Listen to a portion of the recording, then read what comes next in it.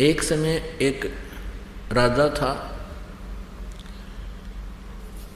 काशी नरेश वीर देव सिंह बघेल। वो राजा लोग वही बनते हैं जैसा आपको बताया था, ये पुण्यकर्मी प्राणी होते हैं और इनमें भगवान की चाह बराबर रहती है। और ये साधु संत मंदिर आदि में गुरुद्वारों में ये जाते ही रहते हैं, इनके बस की बात नहीं। और धार्मिक अनुष्ठान भी अपने गुरुओं के माध्यम से करवाते हैं। तो ये गुरु कैसे थे? एक बार राजा वीर सिंह जी ने, काशी नरेश ने प्रतिवर्ष की तरह अपना एक धार्मिक अनुष्ठान करवा रखा था। उनके महल से अपने रेजिडेंस उस बाग में था। उस बाग के एक कोने में अलग से एक सत्संग स्थल बना रखा था। वहाँ पर वो प्रतिवर्ष महीने में या 6 महीने में जैसा भी वो अपने अनुष्ठान कराता रहता था।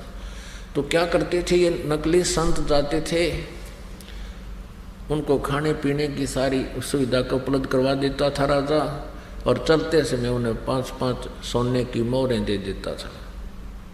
वो उस लालच में वहाँ गणेश ले जाया करते हैं सभी पंथों के। एक बार ऐसा ही अनुष्ठान हो रहा था, कबीर परमेश्वर जी भी पहुँच गए। अन्य संत थे, वो कोई लाल कपड़े पर रहा, कोई दाढ़ी मूछ मुंडा रहा, या कति बड़ी बड़ी दाढ़ी अलग से सिंगर के बैठा, कंठी माला घनी पैर के। परमात्मा अपने सिंपल वाणी में जैसा भी वो उत्तर प्रदेश का, उसमें धोती कुर्ता टोपी हुआ करती थी, इसमें और दाढ़ी बड़ी हुई, जाके उन्हीं में बैठ गए। सत्संग हो रहा था। उनमें से किसी ने बताया कि ये कबीर जो है ये भी सत्संग करता है। तो उन्होंने कहा, संतों ने जो बैठे थे, एक मंच पर श्रोता अलग थे और एक स्टेज पर वक्ता बैठे थे संत। परमात्मा नीचे बैठे थे श्रोताओं में।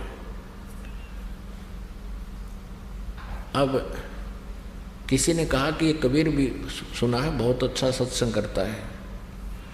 तो उनका जो हेड था, राजा का जो निजी संत था, गुरु था, उसने कहा, आओ भगत जी आप भी सुना दो खड़े होकर वहीं पर, क्योंकि वहाँ भेदभाव बहुत होता है। संत तो जो गद्दी पर बैठे वो तो बड़े अपने आप को सुपीरियर समझते हैं, और परमात्मा एक सिंपल वेशभूषा में थे। उन्होंने उनको एक भक्त जानकर कहा कि आप कुछ सुना दो।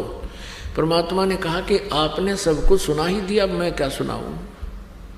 अब सूर्य को दीपक क्या दिखाऊं? फिर भी कहने लगे, नहीं नहीं कुछ तो सुनाओ, कुछ तो सुनाओ। सुना है, बहुत कुछ सुनाते हो, बहुत सत्संग करते हो। परमात्मा बोले, तुम मेरे सत्संग को सुन नहीं सकोगे। कि नहीं नहीं ऐसी कोई बात नहीं, आप सुनाओ सुनाओ। अब वो तो महिमा गाँव थे विष्णु जी की, सर्वेश्वर महेश्वर सर्वशक्तिमान परमेश्वर है, ये है। अब परमात्मा ने कहा कि मेरे एक प्रश्न का उत्तर दे दो। कौन ब्रह्मा का पिता है, कौन विष्णु की माँ, शंकर का दादा कौन है, हमको देव बताए। अब सारे कूद के पड़े, ये क्या बात कही, इनका कोई माता पिता नहीं, सर्वेश्वर है महेश्वर है सर्वज्ञ है, ये तो अजन्मा है, सारी सृष्टि के पालनहार है। परमात्मा ने उनकी सारी जो है ना शंकाओं का समाधान किया, बताया कि देवी भागवत 3 स्कंद में ऐसे ऐसे लिखा है। विष्णु जी स्वयं स्वीकार करते हैं, ये देखिएगा कि हमारा तो जन्म और मृत्यु होता है, हम अविनाशी नहीं है। ये देखिएगा श्रीमद् देवी भागवत, गीता प्रेस गोरखपुर से प्रकाशित, संपादक हनुमान प्रसाद पोदार चिमलाल गोस्वामी। ये गीता प्रेस गोरखपुर से प्रकाशित है। ये भी दिखा देते, कंसेप्ट क्लियर कर दें। 123 पृष्ठ पे ये 3 स्कंद। और यहाँ विष्णु भगवान अपनी माता दुर्गा की प्रशंसा कर रहे हैं, महिमा कर रहे हैं, स्तुति। तुम शुद्ध स्वरूपा हो, ये सारा संसार तुम इसे उद्वासित हो रहा है। मैं ब्रह्मा और शंकर, विष्णु ब्रह्मा और शंकर, हम सभी तुम्हारी कृपा से विद्यमान है। हमारा आविर्भाव माने जन्म, तिरोभाव माने मृत्यु हुआ करता है। केवल तुम ही नित्य हो, जगत जननी हो, प्रकृति और सनातनी देवी हो। अब भगवान शंकर बोले, देवी यदि महाभाग विष्णु तुम्हीं से प्रकट हुए हैं तो उनके बाद उत्पन्न होने वाले ब्रह्मा भी आपके ही बालक हुए, फिर मैं तमोगुणी लीला करने वाला शंकर क्या तुम्हारी संतान नहीं हुआ? अर्थात मुझे भी उत्पन्न करने वाली तुम ही हो। शिवे संपूर्ण संसार की सृष्टि करने में तुम बड़ी चतुर हो। इस संसार की सृष्टि सतिथि और संहार में तुम्हारे गुण सदा समर्थ हैं। उन्हीं तीनों गुणों से उत्पन्न हम ब्रह्मा विष्णु एवं शंकर नियमानुसार कार्य में तत्पर रहते हैं। परमेश्वर ने कहा कि तुम झूठ बोल रहे हो, ब्रह्मा विष्णु महेश अजरो अमर नहीं है, इनका नाश होता है, जन्म मृत्यु होती है, इनके माता पिता है। ये ब्रह्म काल रूपी ब्रह्म ये इनका पिता है और दुर्गा इनकी माता है। और भी काफी बताए मालिक ने प्रमाण दिए, पर वो चंगर गए जो सामने श्रोता बैठे उनकी बेइज्जती होगी। इनको भगवान नहीं चाहिए, इन्हें तो अपनी मान बढ़ाई चाहिए। इन श्रोता भाड़ में जाओ, इनकी इज्जत बनी रहे, इनकी रोजी रोटी बनी रहे। कलता बैठे उनकी बेइज्जती होगी। इनको भगवान नहीं चाहिए, इन्हें तो अपनी मान बढ़ाई चाहिए। इन श्रोता भाड़ में जाओ, इनकी इज्जत बनी रहे, इनकी रोजी रोटी बनी रहे। और परमात्मा कहते हैं जब ये संत बन गए, संत भक्ति भगवान के लिए ये घर बार त्याग कर या कोई विशेष क्रिया करके ये भगवान की तरफ अग्रसर हुए हैं और ये संत बन गए, औरों को मार्गदर्शन कर रहे हैं, स्वयं ज्ञान नहीं। और इनको ये सच्चा ज्ञान मिल जाता है संतों को, तो ये अगर ये अच्छी आत्मा है तो इन्हें स्वीकार करना चाहिए। लेकिन ये तभी से आग लगी हुई आज तक, ये मरना मंजूर है, इन्हें ये स्वीकार नहीं कर सकते। परमात्मा की वाणी है कि राज्य तजना सहज है, सहज त्रिया का नेह, और मान बढ़ाई ईर्षा दुर्लभ तजना ये। और इनके तजे बिना भगवान के निकट भी नहीं आ सकता। तो सभी चिंगर गए, तने बड़ी बात कही, तू कैसा नास्तिक आ गया है, हिंदू धर्म का तो जो बेइज्जती करता है, हमारे देवताओं के बारे में गलत बोलता है। चिंगर गए।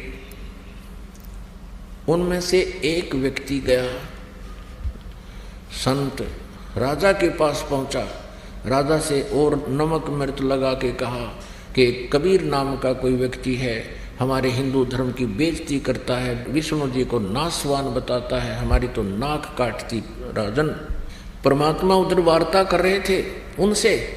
इतने में राजा ने एक पुलिस वाला भेजा लाठी लेकर, अब जाओ कबीर को बुला कर ला। राजा घर पे बैठा है और सांग करवा रहा है बाग में, हुआ उड़ा सत्संग कर। राजा का क्या लाभ हुआ उसको? कहते बैठे सत्संग सुने तो कुछ लाभ हो। ये ऐसे ड्रामेबाजी हो जाती, ये अभिमान, ये अहम होता है इनमें, हमारी बेइज्जती हो जाएगी सत्संग में जाके बैठांगे तो।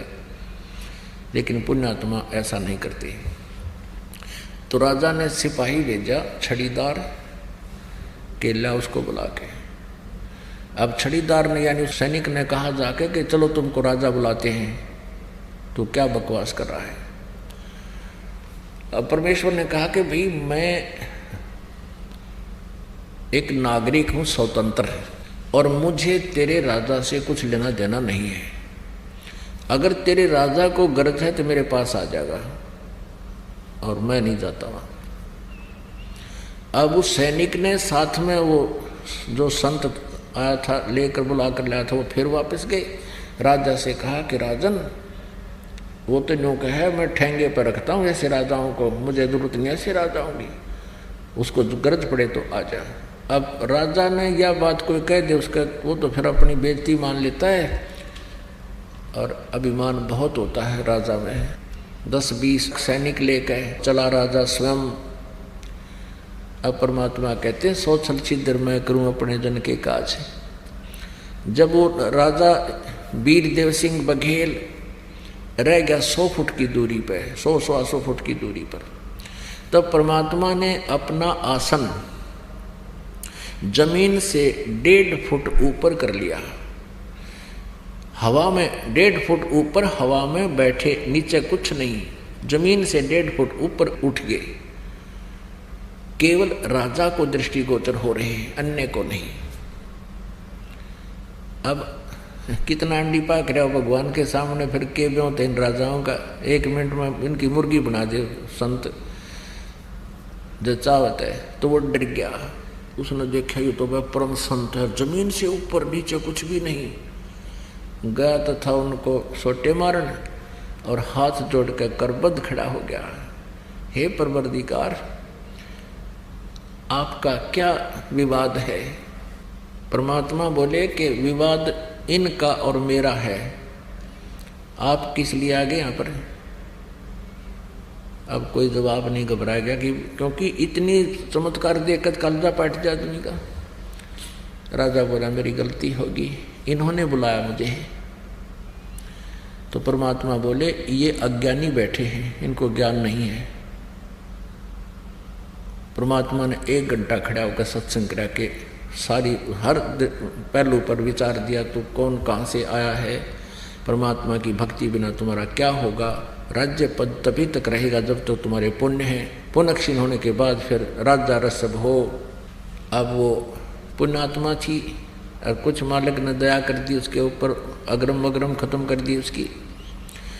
हाथ जोड़ के कबीर परमेश्वर को अपने महल में ले गया कि मेरे साथ चलो परवरदिगार।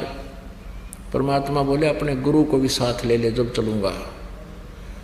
अच्छा जी, सबको विदा करवा दिया। उनको जो दक्षिणा दिवानी थी दे दी जाओ, वो तो लालची आ रहे थे। भोजन भंडारा करा दिया उसके गुरु को, और साथ में परमेश्वर दोनों राजा के महल में गए। अब परमात्मा कहते अब सुनो मेरा इसका क्या विवाद था, निकाल तेरी सारी पोथियों को। और राजा के सामने बैठा है और अगर तू झूठ बोलेगा तो फिर देखना। राजा बोला इसका बक्कल तुरवा दूँ जो झूठ बोलेगा तो। अब परमात्मा बताने लगे खोल शिव पुराण को, रुद्र संहिता अध्याय 5 और से 9 तक पढ़। उसके अंदर क्या लिखा है, काल रूपी ब्रह्म और दुर्गा के योग से विष्णु की उत्पत्ति हुई। वो ब्राह्मण कहता हाँ ऐसा ही लिखा है, पढ़ा संस्कृत। अब उस ब्राह्मण का भी उद्धार हो गया, राजा का भी उद्धार हो गया, दोनों ने परमात्मा से उपदेश लिया। अब ठीक है, नाम ले लिया, भक्ति करते हैं। परमात्मा ने प्रथम मंत्र दे दिया राजा को और फिर कहा कि फिर आऊँगा, फिर कभी तुम्हें सतनाम दूंगा। अब राजा लोग ठीक है कुछ दिन भक्ति करता रहा, फिर अपना राजकाज में करता रहा और नियम बता रखे थे जीव हिंसा नहीं करना। अब कुछ दिनों के बाद मंत्रियों ने श्रृंगार लिया राजा के, चलो राजा शिकार करने चलते हैं। ब्राह्मण उनके गुरु लोग भी कहा करते थे कि अक्षत्रिय यदि शिकार नहीं करेगा तो वो भूजदल बन जाता है। ये दूने क्रम फुड़वाने उनके। तो कबीर परमात्मा पहुंच गए एंड टाइम पे, और उधर से वो मर्यादा भंग करने के लिए तैयार हो गया। घोड़े गाड़े तैयार कर लिए, सब अपने 150 व्यक्ति सैनिक साथ कर लिए और जंगल में 1 हफ्ते के लिए चल पड़े। चलने वाले थे इतने परमेश्वर पहुंच गए कबीर जी। आओ महाराज जी, आओ महाराज जी, वीरदेव सिंह बघेल कहने लगे। परमात्मा ने बोले कहाँ जाने की तैयारी है? कि जी हम शिकार खेलने जा रहे हैं, आप भी चलो हमारे साथ। परमात्मा बोले भाई मैं नहीं चलता। नहीं जी आप चलो, हमारे गुरु हो। भगवान का दे गुरु भी कब हमने, और मैंने कर रखे मेरे जीवन ऐसा नहीं करने, ये करने की तैयारी कर रहे नालायक। परमात्मा बोले कि मैं आपके साथ चल भी पड़ूंगा तो वहां आपको कोई शिकार नहीं मिलेगा। अब वो समझे कि परमात्मा के कोड वर्डों को। वीरदेव सिंह बघेल कहने का नहीं जी ऐसे जंगल में जाएंगे वहां पर बहुत से शिकार हैं। परमात्मा बोले यू नो ऐसे नहीं मानेगा। अच्छा भाई चलो। मालिक के लिए भी हाथी का तैयारी करवा दी, उसके ऊपर बैठा दिए। पहुंच गए वहां जंगल में, शाम तक पहुंचे, सुबह की तैयारी की शिकार के लिए। अब सुबह चल पड़े सैनिक भी और वो भी, कबीर साहब भी साथ में।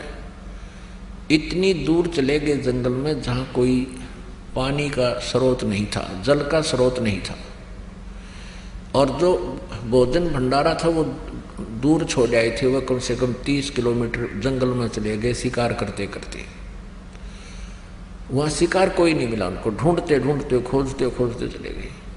एकदम ऐसी रजा करी मालिक ने, सबको प्यास लगाई और जबरदस्त भूख लगाई। सबके प्राण मुंह को आगे। यदि 10 मिनट में आहार और जल ना मिले तो सारे मरे, राजा भी खत्म हुए। जल थोड़ा बहुत साथ ले गए तो पी प्या लिया था। अब राजा ने कहा भी आसपास खोजो, कोई जल हो, कोई बाग हो, कहीं कोई फल आहार मिले। सब जाकर घूम आए, कहीं कुछ नहीं मिला। 2-2, 3-3, 4-4 किलोमीटर तक घोड़े पर भी जाकर आगे। अब सब चिंतित हुए, बहुत बुरा बनेगा, अब क्या होगा। परमात्मा ने कहा कि चिंता ना करो, ये ऊपर पहाड़ी नजर आती है ना, वहां देख कर आओ। अब राजा और साथ में 1-2 मंत्री और थे, वो कहने लगे नहीं नहीं, वहां क्या मिलेगा, जब समतल क्षेत्र में नहीं मिला, पहाड़ पर क्या हो सकता है महाराज। परमात्मा चुप हो गए। एक और समझदार सा मंत्री था, वो कहने लगा भाई संत जो बात कहा करें कुछ गौर करनी चाहिए। तो उसको उनके कहे बादशाह कर 2-3 जने गए उस पहाड़ पर, घूमते घूमते ऊपर जाके क्या देखा, इतना सुंदर जल, बिल्कुल अमृत भरा पड़ा एक सरोवर, मतलब छोटा सा तालाब तलैया, और उसके चारों तरफ बाग, सुंदर ये सेब, संतरे, आम, बहुत सुंदर लदपद हो रहा। उन्होंने आवाज लगाई कि आ जाओ आ जाओ, बहुत सुंदर स्थान है, जल भी है, आहार भी है। अब सभी पहुंच गए ऊपर, देखा सचमुच यहाँ तो एक अलग से दुनिया है, अलग से परमात्मा कुदरत का खेल देखो भाई, ये कह रहे सबने जल पिया, फल आहार किया। वहां से प्रस्थान करने लगे तो सभी ने फल तोड़ के अरब अपने जेबों में ठोक लिया, चल पड़े। अब घोड़े पर बैठा रखे थे, हाथी तो पीछे छोड़ रखा था। अब घोड़े पर बैठा लिया कबीर परमेश्वर जी को, और राजा भी उसी पर बैठ लिया। अब राजा ने घोड़े को तो थोड़ा सा चल पड़ा ना काफिला वहां से, बाग से। राजा ने देखा, हे भगवान तेरी कैसी कुदरत, ऐसे पहाड़ के ऊपर, और जल कहाँ से आया, ये बाग कैसे यहाँ लगा। अब पीछे मुड़कर घोड़ा मोड़कर देखा, वहां तो धूल उड़े, कुछ भी कोई नहीं, नरे पत्थर पड़े। अब राजा की आंख फट गई कि हे भगवान, हे गुरुदेव, वो कहाँ गया बाग।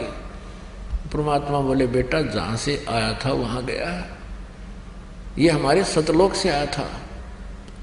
अब इसने सौंपना नहीं कह सकते, क्यों गोज भरी फलों की सबकी थैला में रखा राजा ने भी। अब वापस आ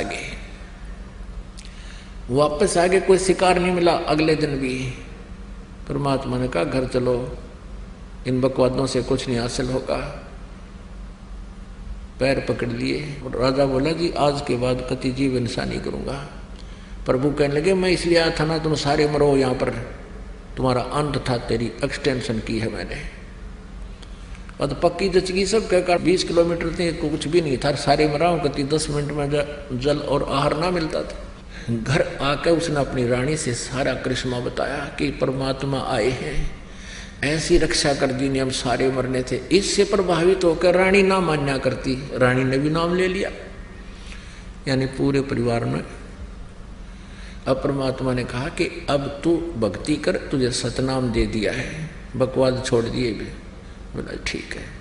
फिर कहा कि तुझे कुछ दिन में सारनाम दूंगा। अब कुछ वर्षों के बाद राजा ने कहा कि प्रभु आपका दास इस योग्य हो गया हो, सारनाम के दया करियो। परमात्मा ने कहा ठीक है भाई, आज तेरे को सारनाम दूंगा, लेकिन मेरी कंडीशन है। क्या है कि एक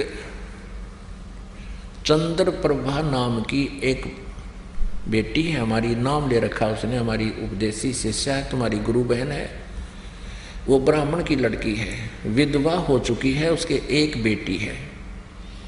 उसको वो भी जानता था, राजा भी जानता था उस बहन को कि अच्छा जी वो, हाँ उसके पास एक धोती है, धोती साड़ी जिसको बोलते हैं, और मुझे चाहिए, आपको उपदेश दूंगा ना सारनाम, तो मुझे एक सफेद कपड़ा चाहिए, सूचा स्वच्छ।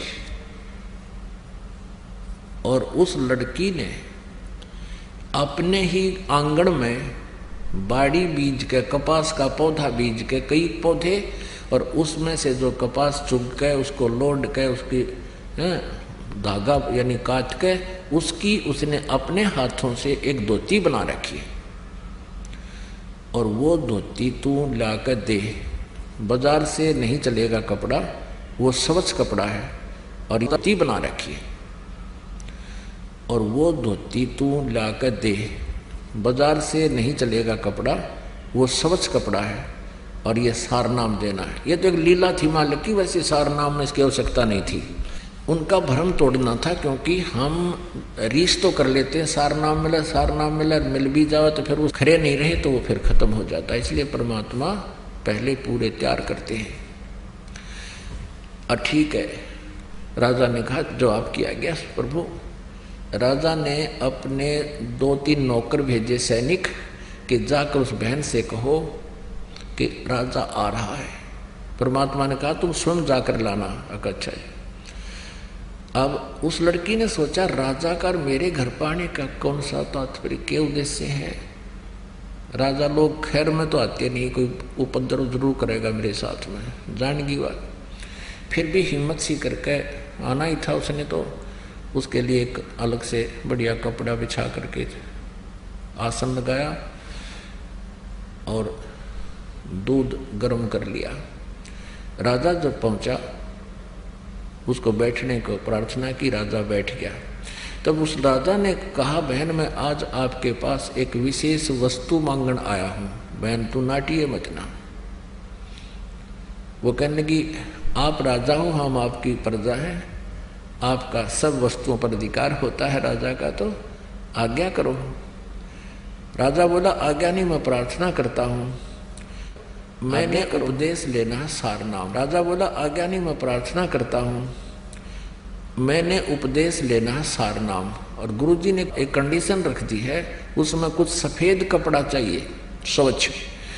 आपके पास गुरुदेव ने एक धोती बताई है, वो धोती जो तूने, तो लड़की ने कहा कि धोती तो मेरे पास बहुत है, दे दूंगी। नहीं, वो धोती दे मुझे जो आपने गंगा जल से लाकर के कपास के पौधों को सींचा है और फिर उसमें जो कपास उगी है उसको लोड कर काट के और उसका कपड़ा से धोती बनाई है, वह धोती मंगवाई है गुरुदेव ने। इसकी जो कीमत तू मांगेगी बहन मैं दे दूंगा। तो लड़की कहने लगी किसी कीमत पर भी इस धोती को मैं नहीं दे सकती, क्योंकि मैंने इसको अपने भगवान जगन्नाथ के लिए तैयार किया है। जगन्नाथ का मंदिर है उड़ीसा में, और वहाँ भगवान की मूर्ति पर चढ़ा कर आऊँगी इस धोती ने। इसमें एक एक तार मेरा भगवान के प्यार का जुड़ा हुआ है। ये मैं तुझे राजा किसी कीमत पर नहीं दे सकती, मुझे मजबूर ना करना। राजा ने कहा बहन सोच ले, मेरे जीवन का सौदा है, मुझे सारनाम नहीं मिला तो मेरा जीवन व्यर्थ हो जाएगा। तू 5 गांव ले ले मेरे तय, जो मुंह मांगे तुझे धन दे दूंगा, तू मुझे यह धोती दे दे। वो लड़की कहने लगी मैं इस धोती को आपको नहीं दे सकती, तेरे राज को त्याग सकती हूँ, फांसी दे मैं फांसी पर चढ़ सकती हूँ, जबरदस्ती छीन सकता है, मैं अपने भगवान की धोती नहीं दे सकती। उसने कहा गुरुदेव ने कहा, किसी ने कहा। वो लड़की कहती है नहीं, मैं अपने भगवान वाली वस्तु को नहीं दे सकती। अब राजा क्योंकि भगवान से डरने वाला था, मालिक का ज्ञान सुन रखा था ना, उसका 2 मारो जूतर उठा लेता था, ऐसे चलना नहीं था। तो वो जान गया अक भाई मेरे कर्म माड़े हैं, जब लड़की के जद पकड़गी, कर्महीन हूं मैं, ये सारनाम नहीं मिला तो मेरा जीवन व्यर्थ रहेगा। राजा वापस आ गया। राजा का चेहरा देखकर प्रभु ने कहा क्या रहा राजन।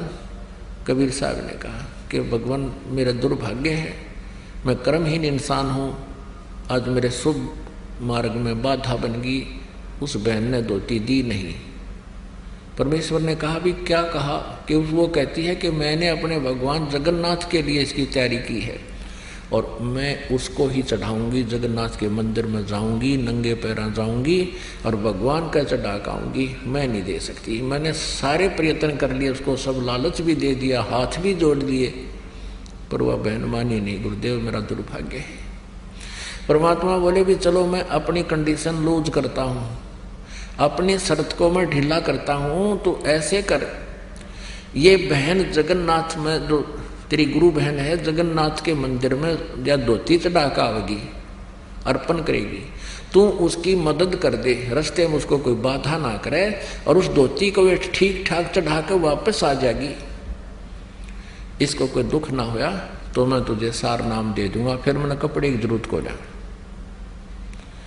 राजा ने राहत की सांस ली, एक नई किरण दिखाई दी प्रकाश की, ने बोला जो आज्ञा महाराज। उसी समय राजा ने 2-3 नौकर समझदार से भेजे और बहन से कहो कब जाएगी वो पूछो उससे और उसकी मदद करो, उसको उसके लिए एक रथ जोड़ ले जाओ, बैठा कर ले जाना, खाने पीने की व्यवस्था करना, बहन को कोई दुख ना हो। अब राजा की आज्ञा लेकर के सिपाही पहुंचे कि बहन, राजा ने कहा कि आप कब जाओगी जगन्नाथ के ये धोती अर्पण करने। राजा ने हमारी सेवा लगाई है 4-5 सैनिकों की, हम आपके साथ चलेंगे, आपको कोई रास्ते में दुखी ना कर दे। आपके लिए राजा ने रथ तैयार करवा दिया है। वह बहन कहने लगी मैं, उसने तो ये सोचा था कि राजा घर पर जाकर सोचा करे और फिर मेरे साथ कोई उपद्रव पैदा करेगा। वह डर रही थी, सैनिक वापस आए तो घबरा रही थी कि हो गया काम गड़बड़, होने दे जो होगा।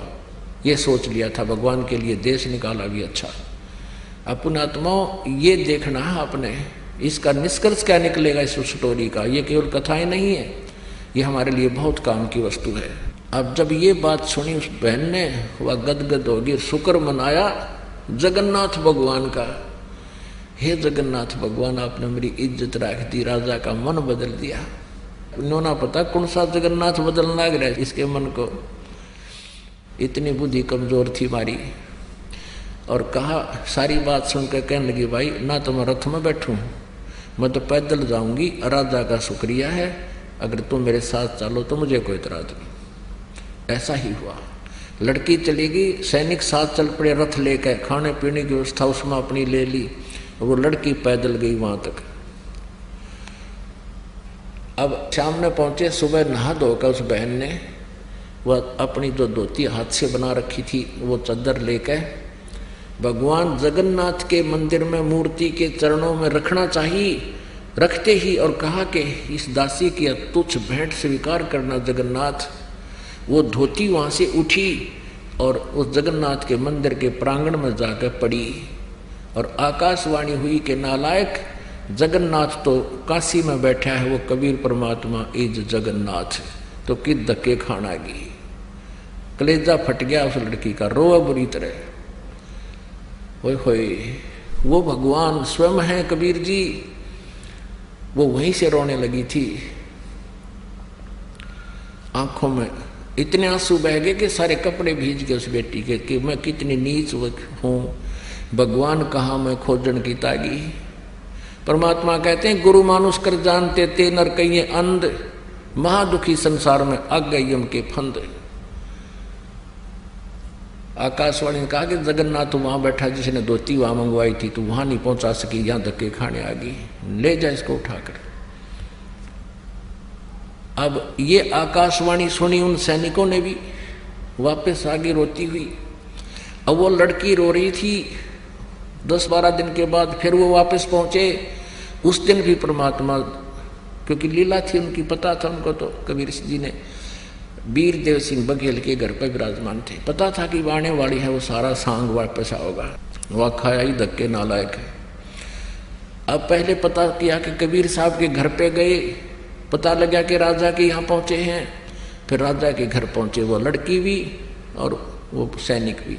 लड़की रो रही, उसको उससे बोला नहीं जा रहा, चरणों में गिर गई भगवान कबीर साहब के, और ऐसे रो रही है कि उस पर आवाज निकल रही, गला कत्ती रुंध गया उसका, ना कुछ बता पा रही है। अब राजा ने सोचा भाई के बिजली गिर गई इस लड़की पे, और गुरु जी ने तो कहा था इसको कोई दुख ना होना चाहिए, और क्या आपत्ति आ गई, और ये रो रही है, अब मुझे नाम मिला नहीं, क्योंकि भगवान ने कहा था इसको कष्ट नहीं होना चाहिए। सैनिकों को बुला कहा, अरे निकम्मो क्या हो गया इसको, तुमने मेरा नाश कर दिया।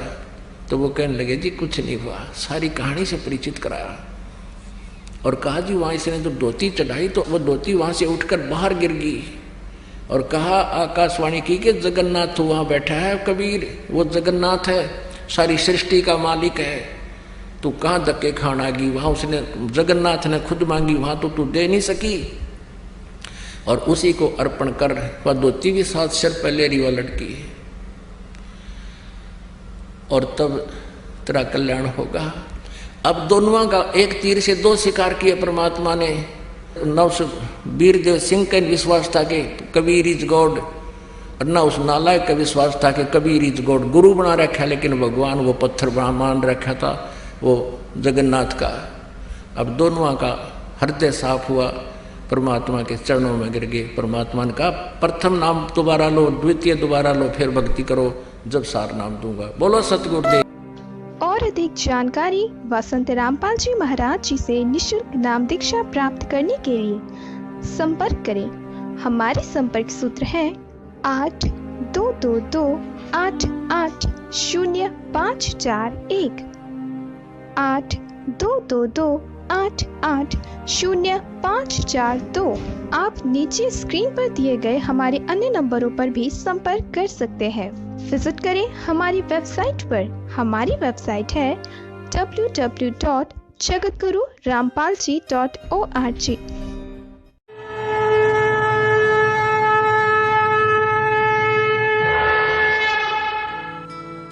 इस वीडियो के बारे में अपनी राय नीचे कमेंट सेक्शन में हमें बताएं और अपने दोस्तों के साथ ये वीडियो शेयर करना ना भूलें।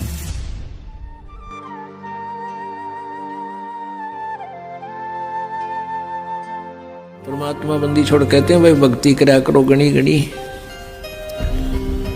और ये समय ये दाव फिर नहीं लगेगा।